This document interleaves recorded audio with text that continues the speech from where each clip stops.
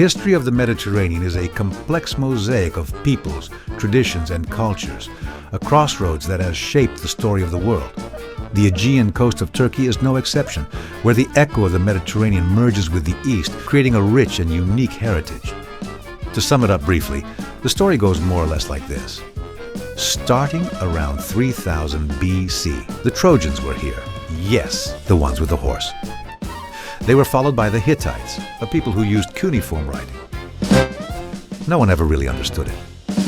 Over the centuries, they were replaced by the Phrygians, then the Lydians, and finally the Greeks, who came from the sea and stayed for 5 centuries, building splendid cities. But then the Persians arrived with Cyrus the Great, and after them the Macedonians under Alexander the Great, who conquered the region.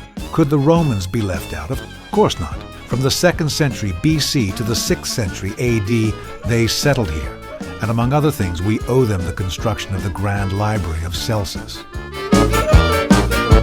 With the rise of the Eastern Roman Empire, this became Byzantine land until the First World War.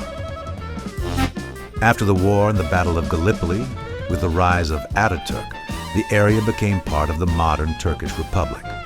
And unless something unexpected happens, that's how things will stay.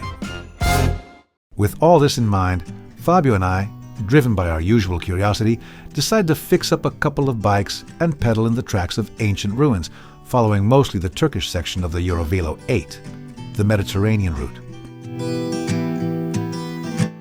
Here the road is either uphill or downhill. Flatlands are practically unknown. Tradition says you should wedge a cap from the local beer onto the fork as a good luck charm for the trip, which for us starts in Izmir. It is March, but spring is late, and the mornings are bitterly cold. So we linger in the streets of the ancient Kemeralty Bazaar, where almost hidden among the 15,000 shops is the Hisar Kami Mosque, the oldest in the city. A fine work from the late 16th century with splendid interiors, it has miraculously escaped the numerous earthquakes that frequently shake the Turkish soil violently. A hot tea to warm up is exactly what we need before we seriously begin our Turkish rock and roll, setting off from the city on a comfortable bike path.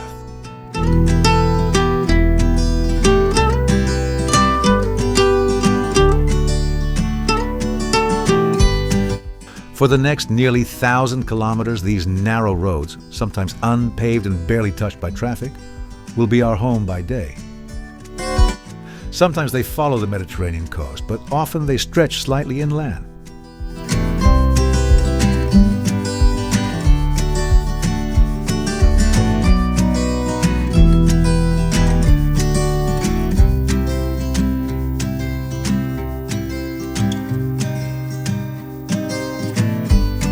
Along the way, we come across only a few small, very traditional villages, and despite some language difficulties, we almost always find a way to get something to eat.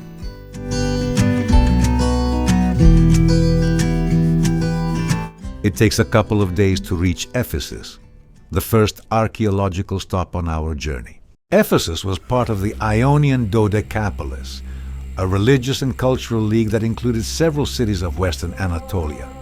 Geographically, they were in Turkey, but culturally they were Greek. In fact, Ephesus was founded by Greek colonists from Athens. During the Hellenistic period, and especially later under Roman rule, Ephesus reached its peak, becoming the capital of the Roman province of Asia in 129 BC. But Ephesus was also hugely important in the history of Christianity. The Apostle John lived and died here, and it is believed he wrote his gospel in this city. Getting lost in its streets during the season, before it's invaded by hordes of tourists, has something magical about it. Along the main road, you find relics that tell of the Greek presence that began around 1000 BC and ended when Ephesus was handed over to the Romans in 133 BC.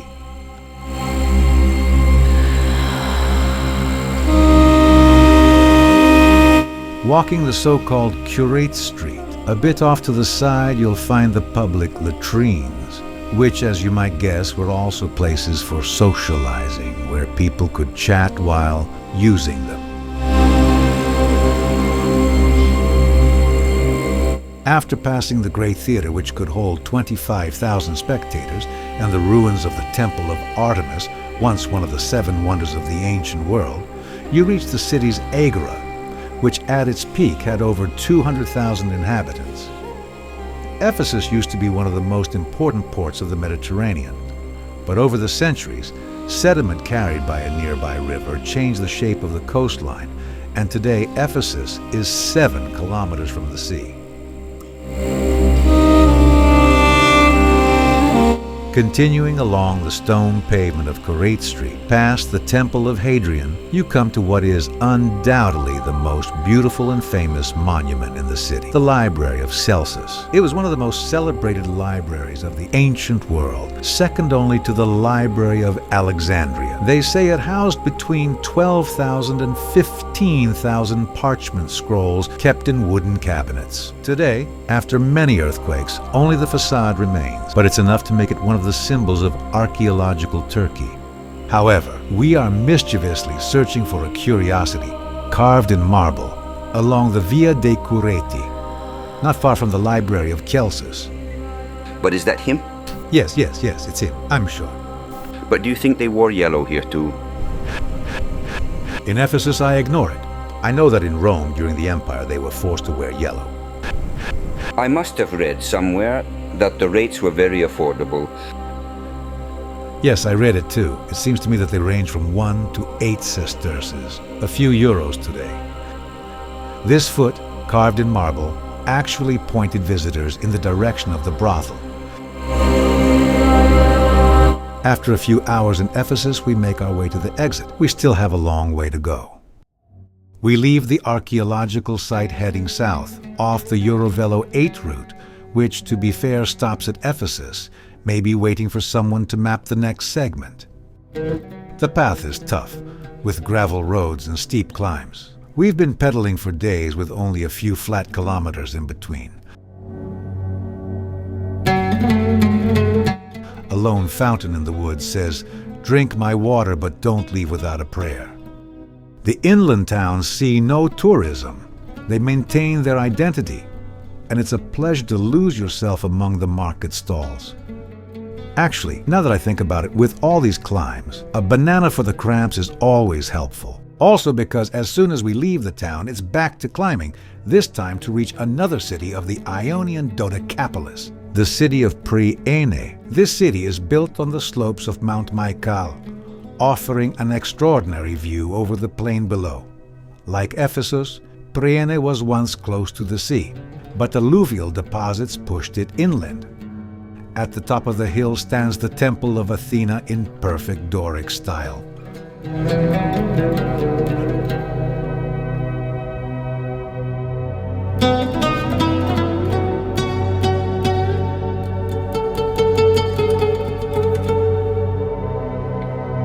Walking behind the structure like the backstage of modern theaters, you reach a small but well-preserved theater with about 5,000 seats.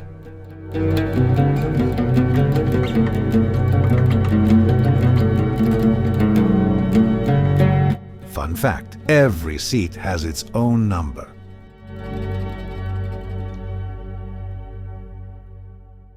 Temperature 11 degrees. Not great, but better than the 6 degrees we had a few days ago. A cold wind blows, but luckily it's at our back, pushing us toward the remains of ancient Miletus, the third city of the Dodecapolis on our route. Miletus was one of the most important cities of the Greek world. It was home to the first Greek philosophers, Thales, Anaximander, and Anaximenes, known as the Milesian School, the fathers of Western scientific thought. Unfortunately, the area has always been seismically active, and earthquakes played a key role in the city's decline and abandonment. Still, the grandeur of Miletus lives on in its magnificent theater, which could hold over 15,000 people and offered a stunning view over the plain. And after Miletus following the coast, it is still cold and windy. It may be that the weather is not what it used to be, but here spring has disappeared completely. We cycle wearing our heavy, windproof jackets all day long. Crossing the countryside of western Anatolia, we come across some strange buildings which we later discovered to be covered water cisterns.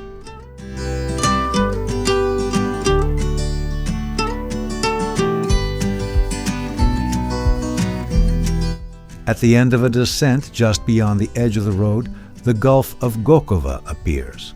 We are approaching the ancient city of Halicarnassus at full speed. Only now, after the advent of the Ottoman period, did the city change its name to Bodrum.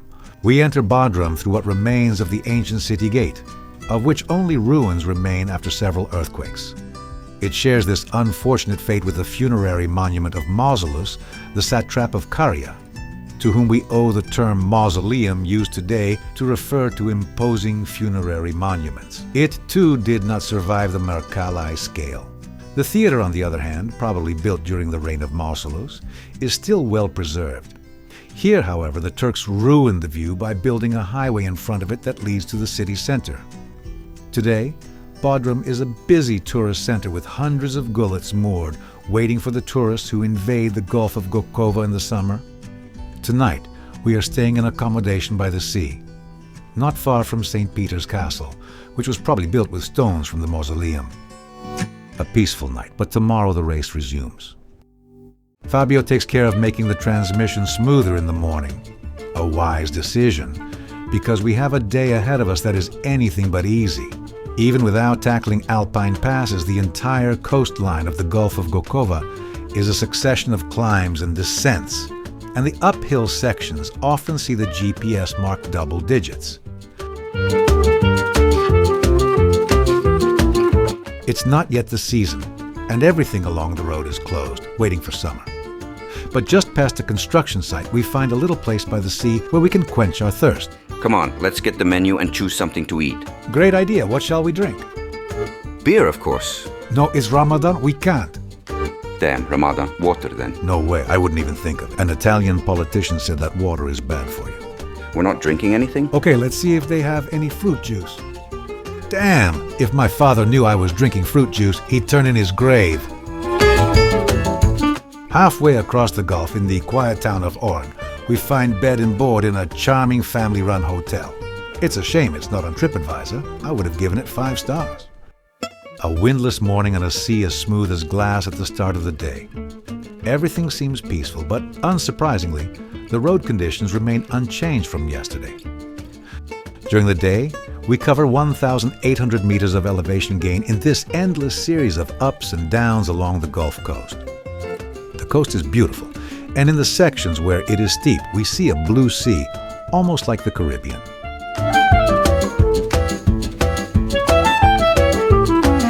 We have to rely solely on luck to get something to drink. This place along the beach looked open, but it wasn't.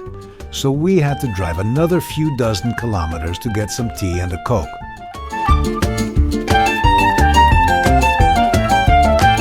And yes, because in the meantime, the temperature has finally risen and we're starting to sweat profusely. The town at the end of the Gulf is called Akyaka. An interesting fact, Akyaka is part of the International Slow Cities movement, which promotes a slow and sustainable lifestyle. On leaving for the Dacia Peninsula, the morning does not look promising, with the sky full of low clouds swollen with water. However, seeing certain signs on Turkish roads puts us in a good mood. I wish there were more of them in our part of the world. Thankfully, not only is it not raining, but a timid sun is warming the air and allowing us to take off some layers. We are traveling along the western part of the Dacia Peninsula, a strip of land stretching between the Aegean Sea and the Mediterranean Sea. Every pedal stroke here is a journey through breathtaking landscapes, where the blue of the sea blends with the green of the hills, and all around, a triumph of flowering broom. And since luck is on our side, who knows? Maybe there's a cafe in this village. Bienvenue à Dacia. Merci. Mais pour prendre un café, c'est possible ici? Si, il n'y en a pas ici. Il n'y en a pas de café. Il y en a pas? Oh well, bad luck. On the other hand, we knew it wasn't tourist season yet, so as usual, to quench our thirst, we'll have to cycle again for a few dozen kilometers to the town of Dacia. Occasions like these that you realize how useful a helmet is. Of course, especially when going downhill. But no, look, a pigeon pooped on my head. Ah, I see. The helmet saves your hair. Now we have the last stretch of the Dacia Peninsula ahead of us, the one that leads to the city of Knidos, the most isolated of the cities of the Ionian Dodecapolis. For those who want to reach it by bike, it is best to prepare for a challenging day that will leave its mark on your legs. Because the round trip is only 85 kilometers, but with more than 2,000 meters of elevation gain, on roads that are sometimes unpaved, but with the tedious and demanding presence of a series of continuous ups and downs, so you can never find your rhythm. You're always pushing. The remains of the ancient city of Knidos appear at the end of the only road, a dead end that allows access to the city. Knidos is strategically located at the western end of the peninsula, on a promontory between two natural harbors separated by a strip of land. One faces the Mediterranean Sea and the other the Aegean Sea. The urban structure of the city was very advanced for its time, and the public buildings, theaters, temples, and ports are still partially visible today from above. Spectacular, the Hellenistic theater could seat more than 5,000 spectators.